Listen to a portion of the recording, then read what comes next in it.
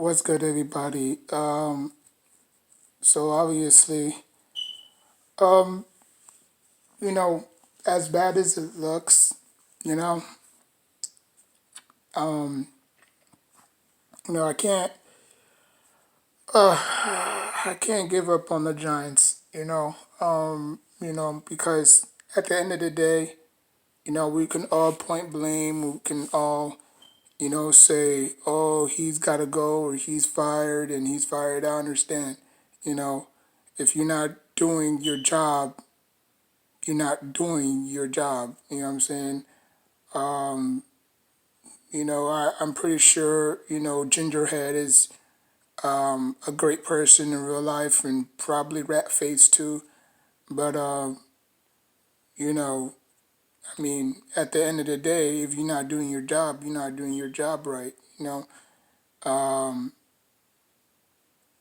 you know, so, as bad as it looks, yeah, we 0-3.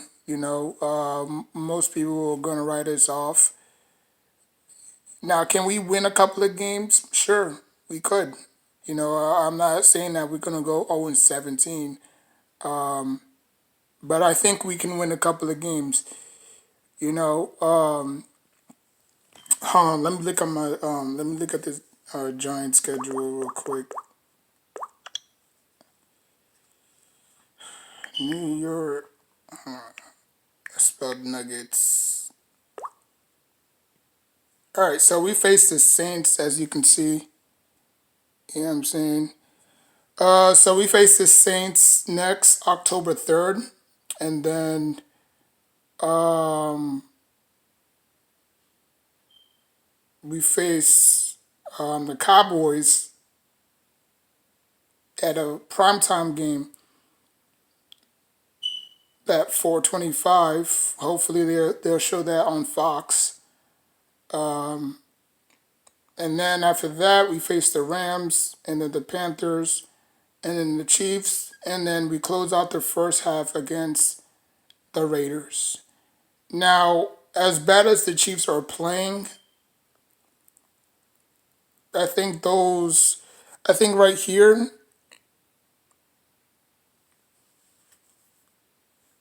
I think the Saints game, um, I think we could beat the Saints. I think like I said, I think we can at least win 4 games.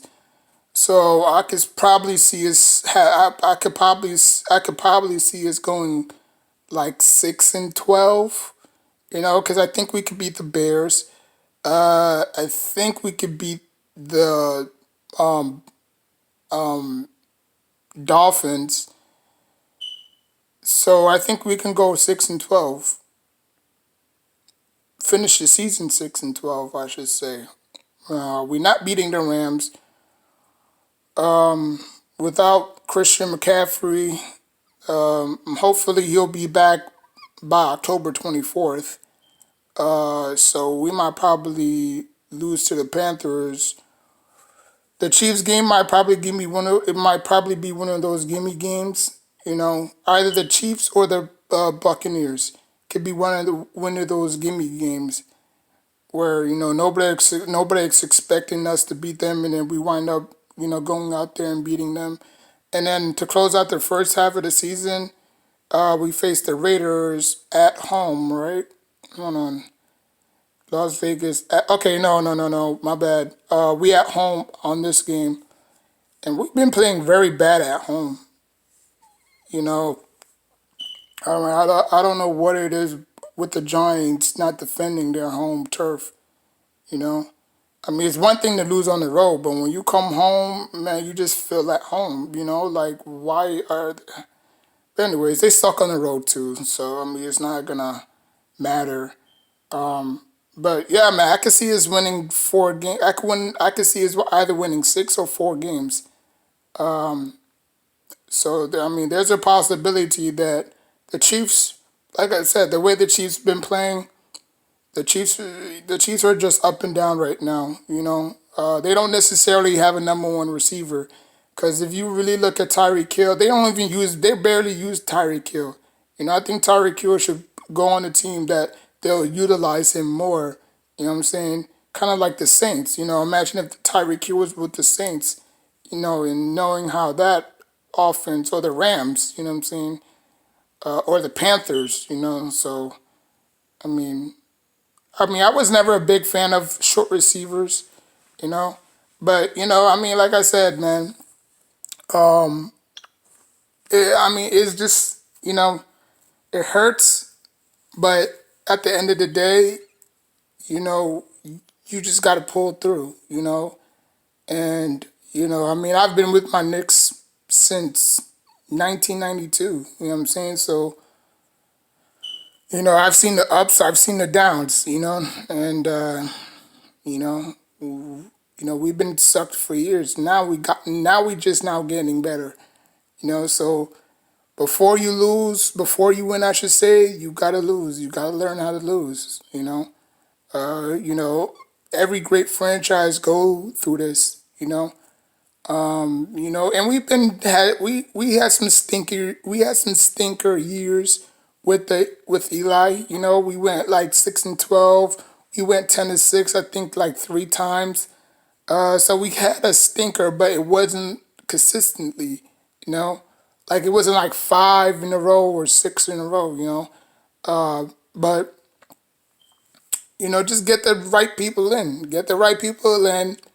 You know what I'm saying? Stop doing things the old school way, because the old school way is not working. You got to think outside the box. Probably draft college coach. You know what I'm saying? Because every time the Giants bring somebody within their organization, it never pans out. It never works. Pat Shermer didn't pan out. Ben McAdoo didn't pan out. Now probably Joe Judge is probably on his way out. Because if you got to get rid of the GM, might as well just get rid of the head coach, right? Same thing. They did the same thing with Coughlin. Like I wanted Jerry Reese out. Because I think Tom Coughlin and Dave Gettleman would have worked well together. Because they both old heads, and they both been in the game for a long time. So when you got Joe Judge, who's not your typical Tom Coughlin, even though he preaches about preparation and all that, mess, you know, he doesn't see what Dave Gettleman sees, because I think Joe Judge is probably around in his early or late, no, late 30s. I think he's like 38 or 39 years old, something like that. So he see things differently, you know. But I believe if Tom Coughlin, if they get them in were together, they would have got this team on the right track. So, it is what it is. But if you're going to clean house, you might as well just clean the whole house, start up from scratch again, and, probably, add somebody, or probably like at somebody that's not in your circle, you know, because that's what's hurting the Giants right now. The Giants are bringing people within their circle, you know, like the Giants will never go out their way and bring somebody that's new, to come in and do all this and stuff like that. Like they trust within themselves, they trust within their philosophy. So when things get hectic like they are doing right now, like what's the alternative? Bring somebody outside. Kind of like how the Eagles brought in Chip Kelly, even though he didn't last. But it is what it is. Or bringing a dog. I think his name was Peterson or something like that. Bringing him, or I'm not saying bringing him, but I'm just saying like bringing somebody like him. Or when Eli Manning had Kyle Shanahan, no, was it Kyle? I think it was Kyle Shanahan. When Eli Manning won his first Super Bowl, you saw how that offense was clicking. You know, Kevin Gilbride, he was the reason why Eli Manning had those 25 interceptions, because all his routes was just down the field diagonal or vertical routes. Just going deep or just doing slants and shit. You know, Ben McAdoo's system, or the West Coast, was just to get the ball out of your hands fast. Because once you do that, it slows down the defense. And Eli Manning was the least sacked quarterback that year. If you go back to his stats, you know. But every offensive coordinator is going to do something different. I hear Todd Haley. You know, he was supposed to be like a favorite candidate for the offensive coordinator. You know, but they brought in Jason Garrett. Like, why? That don't even make sense. That really don't make sense. Cause why would you, like? It's one thing that you're going against Jason Garrett year in and year out, but to bring him in thinking that he's gonna duplicate what he did with Dak with the Giants. I mean, at least he had a offensive line to work with. At least he had a running back that can pass, protect, and run the hell out of that football. You saw what they did last night against the Eagles. Squashed them. Like Ezekiel Elliott could have took off for 112 yards, But I mean, Saquon Barkley isn't the best pass protector. I think he can still work on that. He has yet to fumble in the National Football League, so that's pretty good. Most running backs when they enter the league, it's fumbling problems. So as soon as I mean Brandon Jacobs, Tiki Barber, Amar Bradshaw, Derek Ward, David Wilson, you name it. They all have fumbling issues.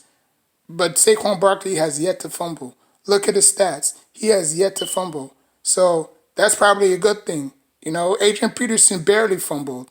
I think he probably fumbled like twice in his career, three times. But he rarely fumbled. The great running backs rarely fumble.